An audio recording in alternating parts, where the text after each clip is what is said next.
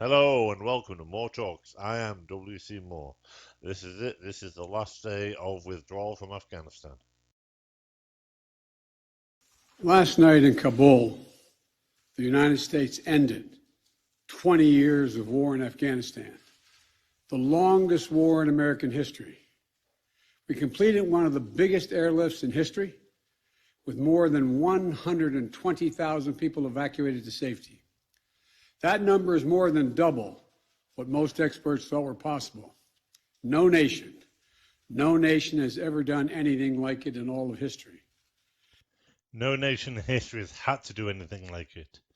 They do their withdrawals properly, where you get people out slowly over time instead of waiting until the last second. Only the United States had the capacity and the will and ability to do it, and we did it today.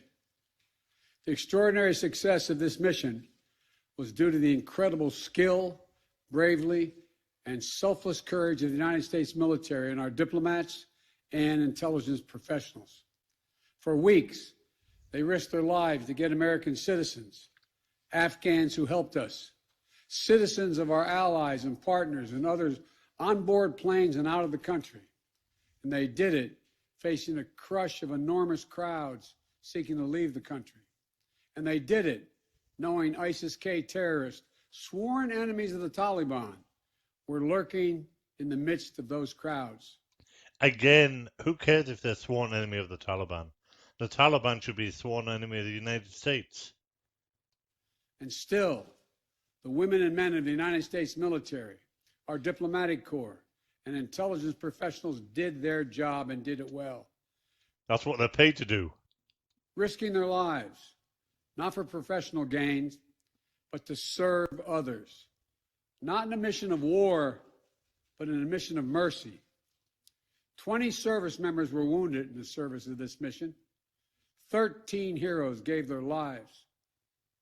I was just at Dover Air Force Base for the dignified transfer. We owe them and their families a debt of gratitude we can never repay, but we should never, ever, ever forget. In April, I made a decision to end this war. As part of that decision, we set the date of August 31st for American troops to withdraw. The assumption was that more than 300,000 Afghan national security forces that we had trained over the past 2 decades and equipped would be a strong adversary in their civil wars with the Taliban. I thought you've been blaming Trump for the withdrawal, and you said that Trump said the withdrawal was going to be in May. So isn't it Trump who ended the war? You're just the one who finished his plan? That's what you've been claiming. You've been saying this is Trump's plan, and that's why it's such a cluster. That assumption that the Afghan government would be able to hold on for a period of time beyond military drawdown turned out not to be accurate. You know what assumption is. It makes an ass out of you and me. But I still instructed our national security team to prepare for every eventuality, even that one. And that's what we did. So we were ready when the Afghan security forces, after 2 decades of fighting for their country and losing thousands of their own, did not hold on as long as anyone expected. You said a few videos ago that you were shocked that it didn't happen, and now you're saying you planned for it all along? You can't have it both ways. We were ready when they and the people of Afghanistan watched their own government collapse and the president flee amid the corruption and malfeasance, handing over the country to their enemy, the Taliban. Now you're saying that. Before you weren't saying anything about that. Are you going to mention about the 2 cars and helicopter full of cash that he took? I mean, where's this guy now? What's been done to him for stealing all this money from the Afghan people? And significantly increasing the risk to U.S. personnel and our allies. As a result, to safely extract American citizens before August 31st, as well as embassy personnel, allies and partners, and those Afghans who had worked with us and fought alongside of us for 20 years, I had authorized 6,000 troops, American troops, to Kabul to help secure the airport.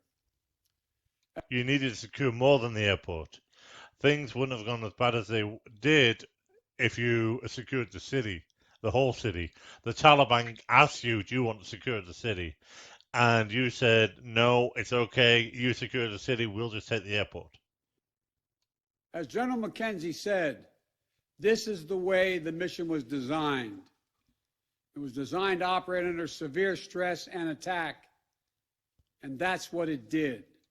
You've been saying for the last month that the mission has been designed terribly, and now you're saying this is the way it was designed? Since March, we reached out 19 times to Americans in Afghanistan with multiple warnings and offers to help them leave Afghanistan, all the way back as far as March. After we started the evacuation 17 days ago, we did initial outreach and analysis and identified around 5,000 Americans who had decided earlier to stay in Afghanistan, but now wanted to leave. Our Operation Allied Rescue ended up getting more than 5,500 Americans out. We got out thousands of citizens and diplomats. You just said there was 5,000. Out of 5,000, how the hell did you get 5,500 out? From those countries that went into Afghanistan with us to get bin Laden. We got out locally employed staff of the United States Embassy and their families, totaling roughly 2,500 people. We got thousands of Afghan translators and interpreters and others who supported the United States out as well. Now we believe that about 100 to 200 Americans remain in Afghanistan. Really?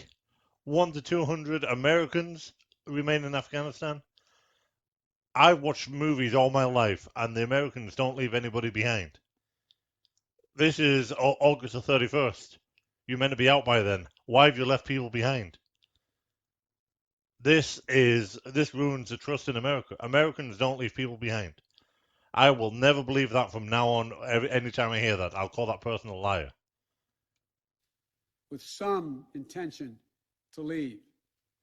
Most of those who remain are dual citizens, long-time residents who had earlier decided to stay because of their family roots in Afghanistan. Does it matter if they're dual citizens? If they wanted to leave, you said all Americans can leave. They're going to be in more danger because they're dual citizens. The bottom line, 90% of Americans in Afghanistan who wanted to leave were able to leave. Again, 90%. What happened about the other 10%? What happened about Americans don't get left behind? We don't leave people behind. Even dead people, we take them off the battlefield. Really? I don't think anyone's going to believe you ever again.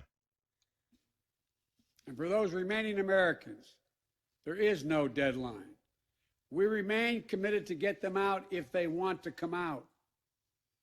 Secretary of State Blinken is leading the continued diplomatic efforts to ensure safe passage for any American. You're going to have to get them out before the Taliban get them, or they'll be hostages. Afghan partner or foreign national.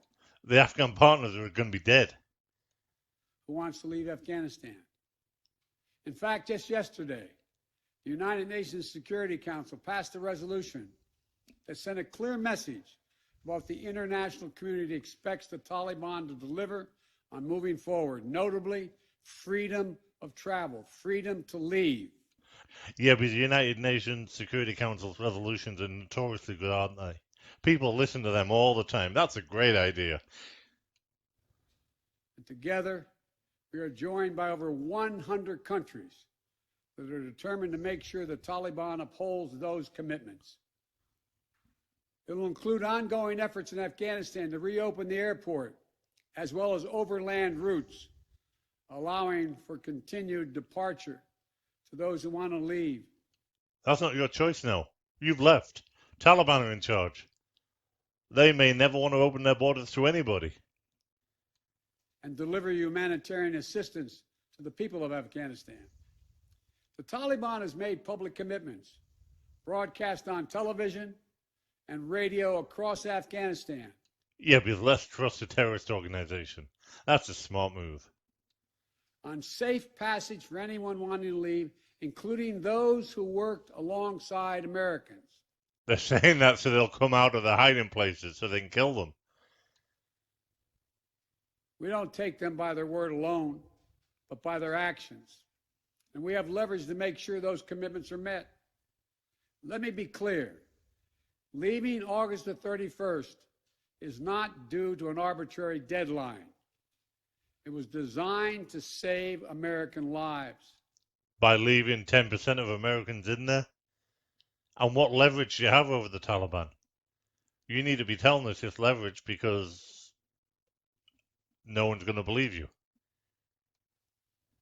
My predecessor, the former president, signed an agreement with the Taliban to remove U.S. troops by May the 1st. You just said this withdrawal was your deal. Now you're blaming him again? Just months after I was inaugurated.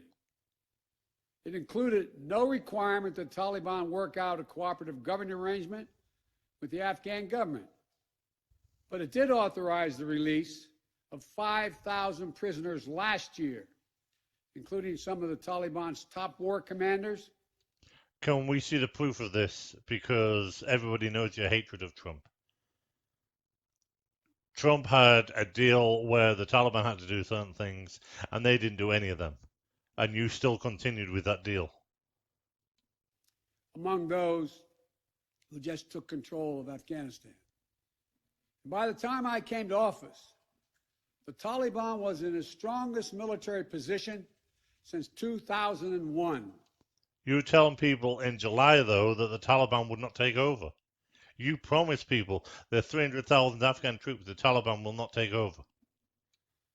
Controlling or contesting nearly half of the country. The previous administration's agreement said that if we stuck to the May 1st deadline that they had signed on to leave by, the Taliban wouldn't attack any American forces. But if Again, what about the Allied forces? Do you actually care about them? And you mentioned in an earlier video about how much land they had, and you said it doesn't matter because they haven't got the cities. I guess it does matter now, doesn't it? If we stayed, all bets were off. So we were left with a simple decision. Either follow through on the commitment made by the last administration and leave Afghanistan, or say we weren't leaving and commit another tens of thousands more troops going back to war. What about just tens of thousands of bombs? You send up some bombs and blow the Taliban where they are, then you can walk away all happy. That was the choice, the real choice, between leaving or escalating. Are you telling us you cannot renegotiate deals? Well, I mean, there's trade deals, you can't renegotiate them either. But you blame the last guy for everything that's gone wrong so far. I was not going to extend this forever war. And I was not extending a forever exit. The decision to end the military airlift operations at Kabul airport was based on the unanimous recommendation of my civilian and military advisors. That's not what your military advisors said out in the press.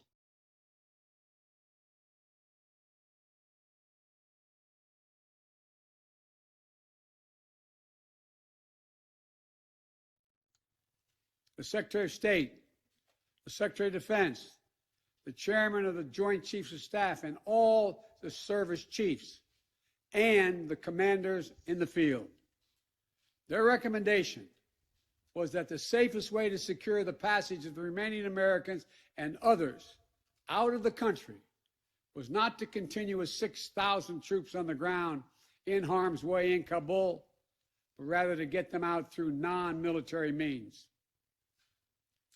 In the 17 days that we operated in Kabul, after the Taliban seized power, we engaged in an around-the-clock effort to provide every American the opportunity to leave. Our State Department was working 24/7, contacting and talking, and in some cases walking Americans into the airport. You mean they were doing their job? That's good of them. Again, more than 5,500 Americans were airlifted out. And for those who remain, we will make arrangements to get them out if they so choose. As for the Afghans, we and our partners have airlifted 100,000 of them. No country in history has done more to airlift out the residents of another country than we have done. We will continue to work to help more people leave the country who are at risk. We're far from done.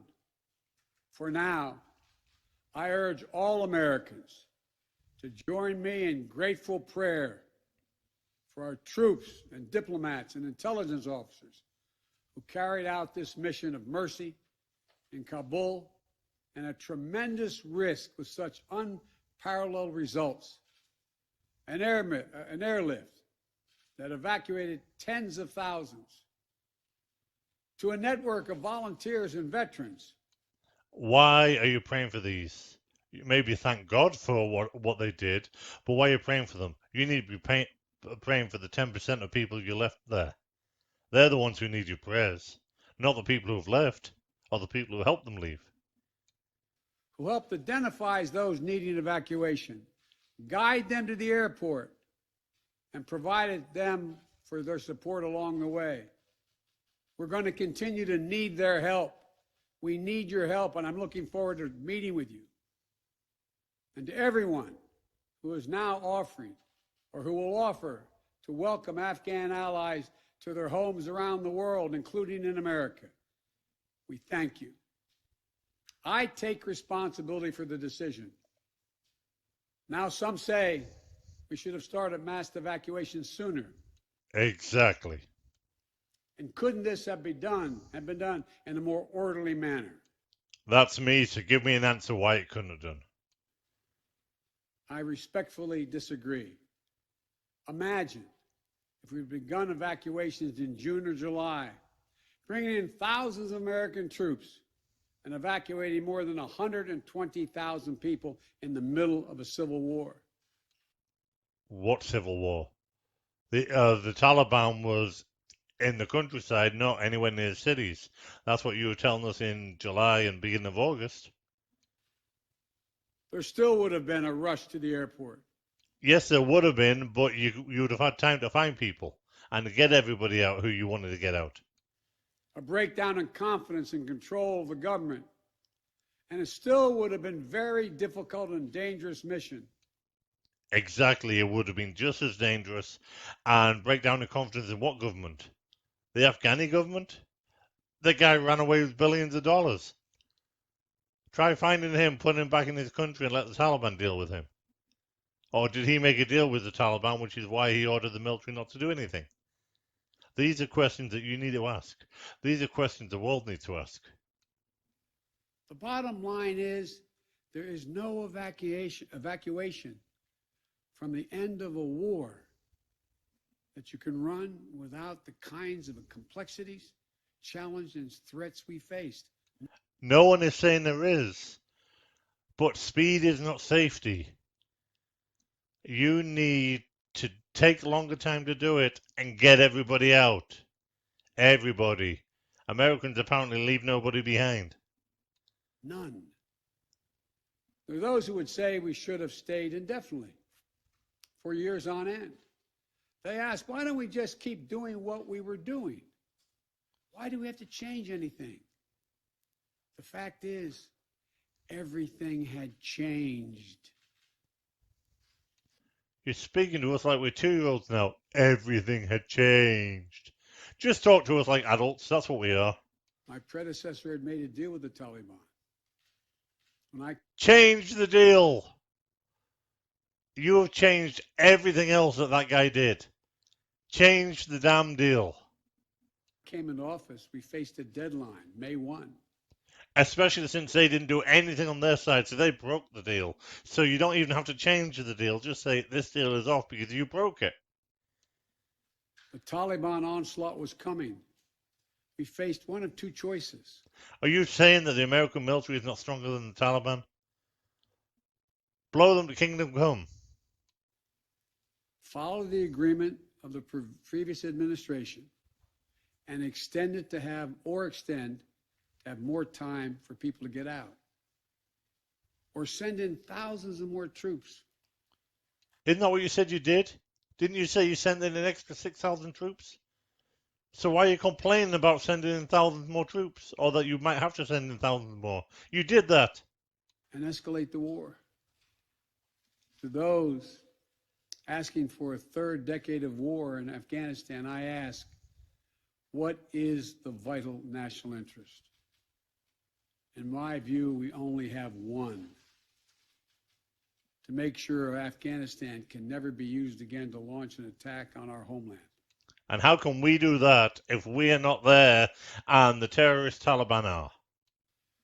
Remember why we went to Afghanistan in the first place? Because we were attacked by Osama bin Laden and Al Qaeda on September 11th, 2001. And they were based in Afghanistan. We delivered justice to bin Laden on May 2nd, 2011, over a decade ago. Al Qaeda was decimated. Al Qaeda obviously isn't. Al Qaeda, you mentioned Al Qaeda was in Iraq or Africa or somewhere. I respectfully suggest you ask yourself this question. If we've been attacked on September 11, 2001, from Yemen. Really? You're blaming Yemen again? Leave the poor country alone. Why can't you say Bahrain or Qatar or Iraq or anywhere else? Poor old Yemen. I feel sorry for them. Instead of Afghanistan, would we have ever gone to war in Afghanistan? No, you would have gone to war in Yemen. Even though the Taliban controlled Afghanistan in the year 2001? You generally only attack even bad people. You generally only attack bad people if they attack you or if they help somebody attack you. Did you go to Zimbabwe and attack Mugabe? Mugabe was a very bad man, but you didn't touch him because he didn't touch you. Did you go to Uganda and attack Idi Amin with his killing fields? No, you didn't. So quit bringing this up what might have been. It's the way it was. I believe the honest answer is no. That's because we had no vital interest in Afghanistan other than to prevent an attack on America's homeland and our friends. And to get the people who were still there who planned it. And that's true today. We succeeded in what we set out to do in Afghanistan over a decade ago. Then we stayed for another decade. It was time to end this war. But bin Laden wasn't in Afghanistan when you killed him. You sneaked over to Pakistan and killed him there. But just because those people aren't there doesn't mean you should let terrorists go straight back in. This is a new world. The terror threat has metastasized across the world, well beyond Afghanistan. We face threats from al-Shabaab in Somalia, al-Qaeda affiliates in Syria and the Arabian Peninsula. You just said Al Qaeda was gone. You said literally 30 seconds ago Al Qaeda was gone. And you've been in and out of Somalia for the last 30 years as well. Clinton was in Somalia.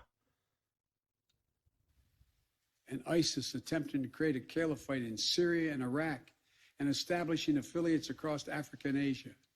They did establish that caliphate in Syria and Iraq under your watch last time. It was Trump who got rid of it back down to just parts of Syria. The fundamental obligation of a president, in my opinion, is to defend and protect America. Yes, it is. So why don't you do it? When the Russians did the cyber attacks on US companies, you did nothing. Try defending and protecting America. not against threats of 2001, but against the threats of 2021 and tomorrow. That is the guiding principle behind my decisions about Afghanistan. I simply do not believe that the safety and security of America is enhanced by continuing to deploy thousands of American troops and spending billions of dollars a year in Afghanistan. But I also know. What do your intelligence agents believe? Nobody really cares what you believe. It's the people you pay to investigate this stuff, the people you pay who should know this stuff. What do they believe? That the threat from terrorism continues in its pernicious and evil nature. But it's changed, expanded to other countries. Our strategy has to change too. We will maintain the fight against terrorism in Afghanistan. Strategies always change. And are you going to say over the horizon again? And other countries. We just don't need to fight a ground war to do it. We have what's called over-the-horizon capabilities. You really want to plug that. You've mentioned that in every speech so far. Which means we can strike terrorists and targets without American boots on the ground, or very few if needed. We've shown that capacity just in the last week. You mean the last week when you killed a guy and his 9 kids? And how did you get that target? Taliban gave you that target. Who was that guy? Oh, he just happened to be somebody who helped America against the Taliban. Yeah, this over the horizon stuff is great.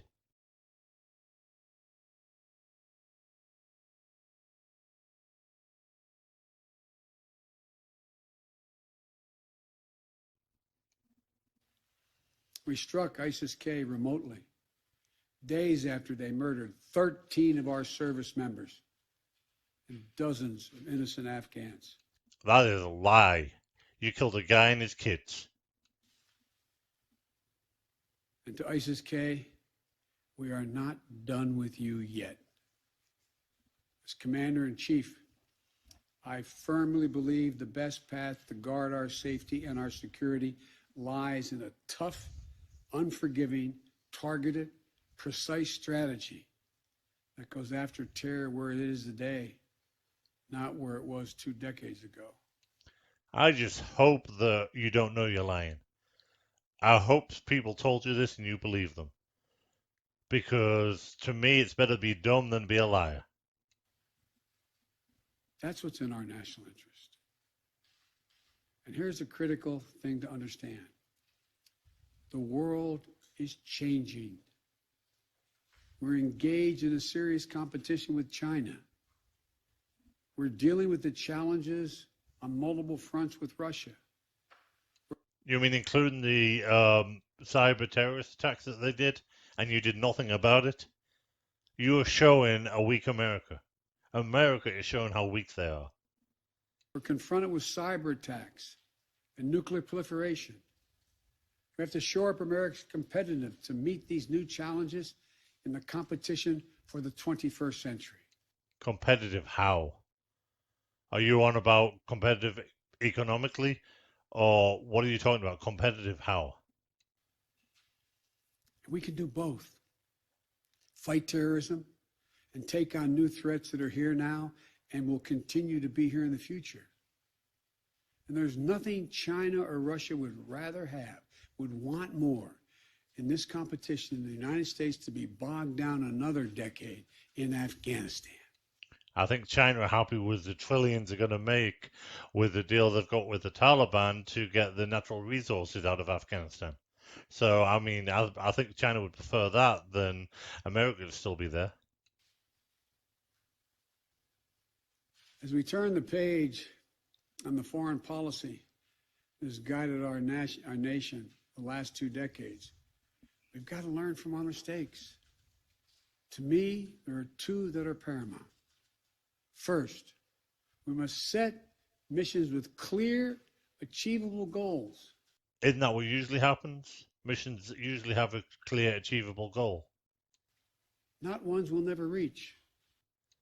We must stay clearly focused on the fundamental national security interest of the United States of America. Really? You're talking about national security interests? You've had hundreds of thousands of people walk over the border. You don't even know who they are.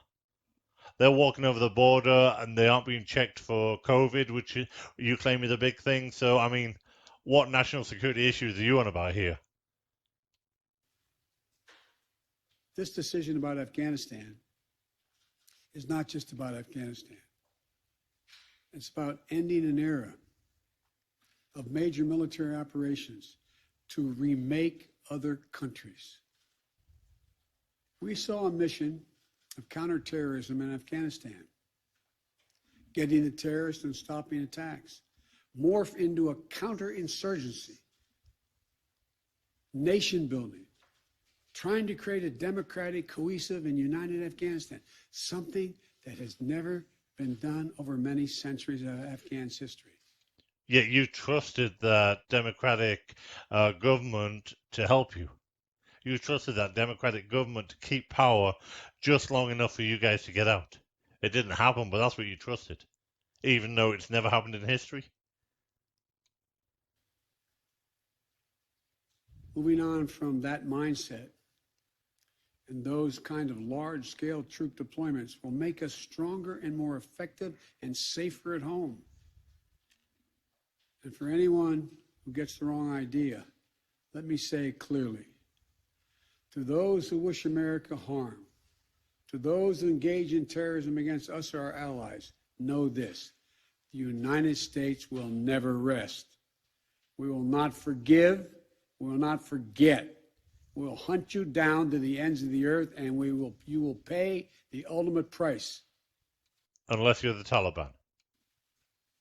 And let me be clear. We'll continue to support the Afghan people through diplomacy, international influence, and humanitarian aid. We'll continue to push for regional diplomacy engagement to prevent violence and instability.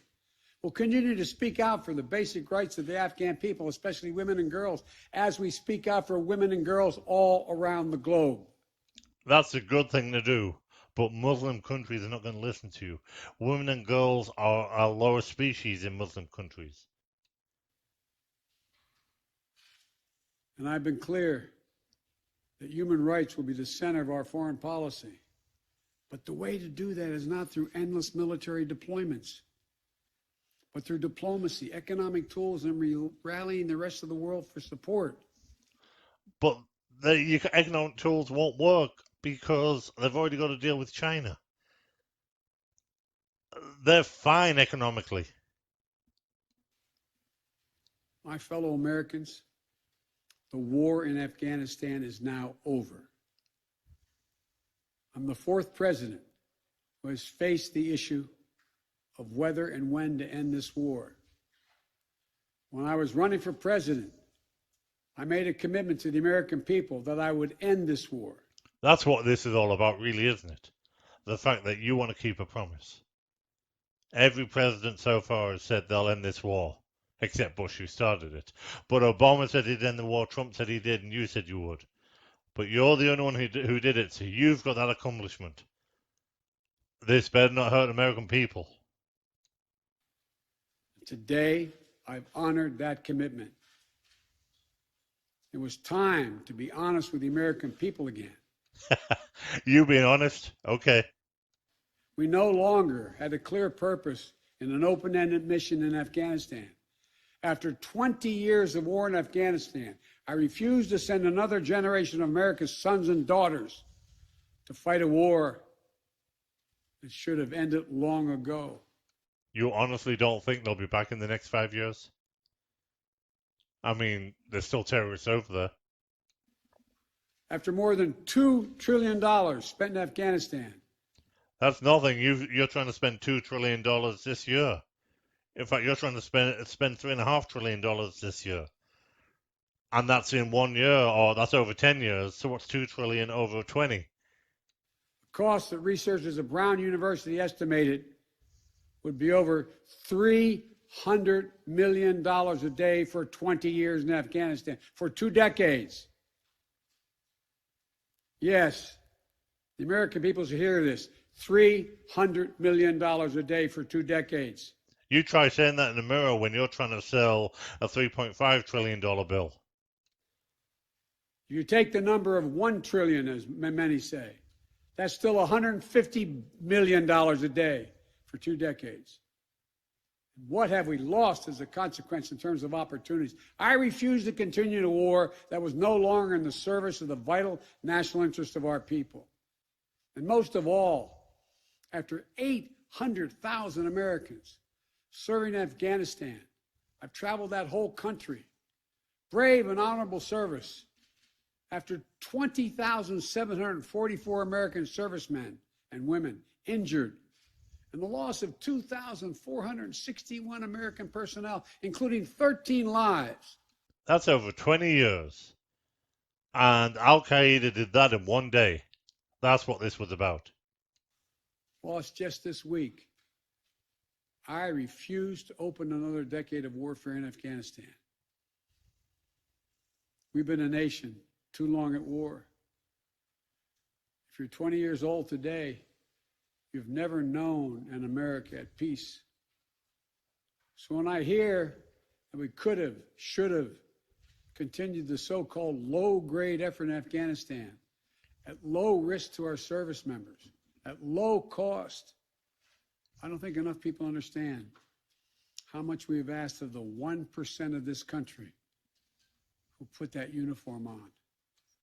You ask that and more than that all the time. Not you, the American people, the British people, every country asks that of their military all the time. Their military are willing to do it. They are happy to do it. They are proud to do it. Willing to put their lives on the line in defense of our nation. Maybe it's because my deceased son, Bo, served in Iraq for a full year. Before that, well, maybe it's because of what I've seen over the years as senator, vice president, and president traveling these countries. A lot of our veterans and their families have gone through hell. Deployment after deployment. Months and years away from their families. They have, but that is to protect the Constitution of the United States. They are happy to do it. Missed birthdays, anniversaries, empty chairs at holidays, financial struggles, divorces, loss of limbs, traumatic brain injury, post-traumatic stress. We see it in the struggles many have when they come home. We see it in the strain on their families and caregivers. I hope at the end of this you're going to say you're going to give money to help the homeless military people, to help people whose lives have been destroyed and they're finding it hard to get back on their feet. We see it in the strain of their families when they're not there. We see it in the grief borne by their survivors. The cost of war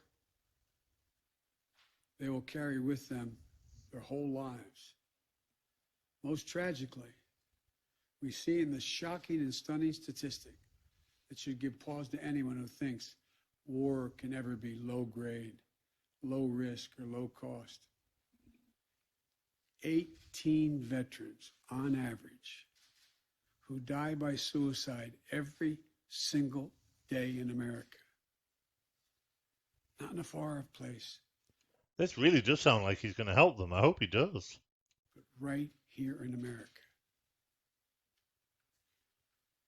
There's nothing low grade or low risk or low cost about any war. It's time to end the war in Afghanistan. As we close 20 years of war and strife and pain and sacrifice, it's time to look to the future, not the past.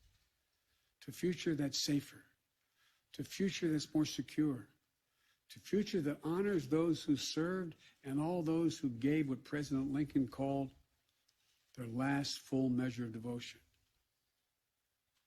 I give you my word with all of my heart. I believe this is the right decision. Really, you're just using all those deaths as a talking point? You're going on about troop suicide or military suicide as a talking point? Go on, do something for them. Help them out.